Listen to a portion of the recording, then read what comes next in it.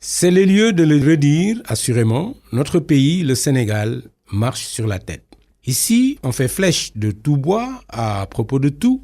L'activisme et le trafic d'influence s'allient à l'ignorance et avec l'oisiveté parfois, souvent d'ailleurs, ces temps-ci, à une bigoterie aveugle, sinon aveuglée par des intérêts particuliers, mesquins, pour tirer sans discernement sur tout ce qui bouge, parfois même avant que ça ne bouge.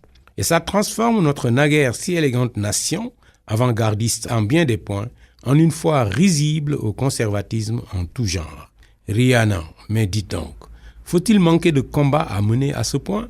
Alors que Macron est dans nos murs, et même là, je souhaiterais que nos indignés professionnels s'affranchissent de leur colère séculaire d'anciens colonisés. Car si celles-ci peuvent être légitimées par 1001 travers et abus de cette puissance en déclin qu'est la France dans ses politiques en Afrique, elles restent improductives, ces colères, sauf en éructations rageuses qui ne nous feront jamais sortir du sous-développement. Sur ces affaires-là, franc CFA, préférence nationale, France-Afrique, etc., pour faire face efficacement, il nous faut faire l'effort de convoquer notre intelligence du monde et des situations plutôt que notre rage impatiente de nous affranchir de tutelles, certes dérangeantes.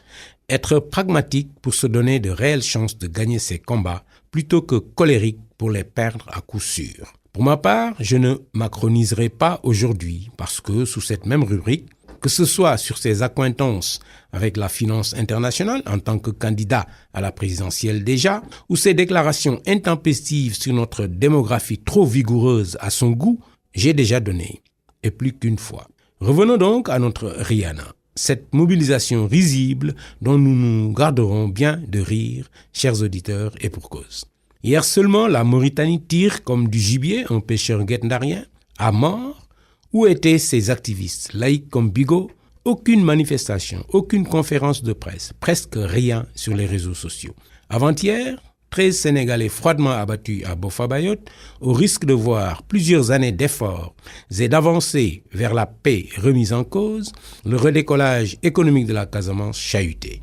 Où étaient-ils, ces professionnels de l'indignation facile, parfois factice, souvent rentés pour dire rémunérés par des puissances d'argent ou des forces politiques obscures intéressées seulement à, passez-moi l'expression, fiche la chienlit dans la société, installer la confusion et la diversion dans nos têtes.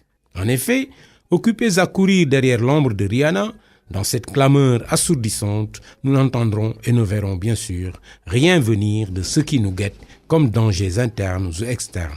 Endogènes découlant donc de nos propres agissements, gouvernants comme gouvernés, ou exogènes, terrorisme, recolonisation économique à la faveur d'une mondialisation qui est en train de nous tomber dessus sans aucune préparation de nos élites à l'expliquer aux populations, à les y préparer. Et j'en passe des pires périls qui nous pendent au nez, bien plus dangereux qu'une gamine bourrée d'argent et de talent, certes, pour son art, un peu perdue sur les chemins du messianisme dont elle reviendra bientôt, on peut en être sûr, comme Tina Turner est revenue de son bouddhisme. Rihanna repartira donc de toute façon sans une égratignure à son image, sur ses projets, son programme de soutien à l'éducation en Afrique et tout ce qu'elle voudra faire de sa notoriété comme de son inépuisable argent. Et l'on en sera encore à attendre le prochain ennemi imaginaire, la faim au ventre, le chômage et la précarité comme compagnons de tous les jours. Des menaces à nos frontières nord et sud avec de temps en temps une sanglante tuerie ici et là, et ce sera pour longtemps encore, tant qu'on n'arrêtera pas de prendre la proie pour son ombre dans notre quête d'épanouissement collectif comme individuel. Bref, je vais m'arrêter d'éructer. Je risque de tomber dans le piège de la colère que je déconseillais tantôt aux indignés de tous bords.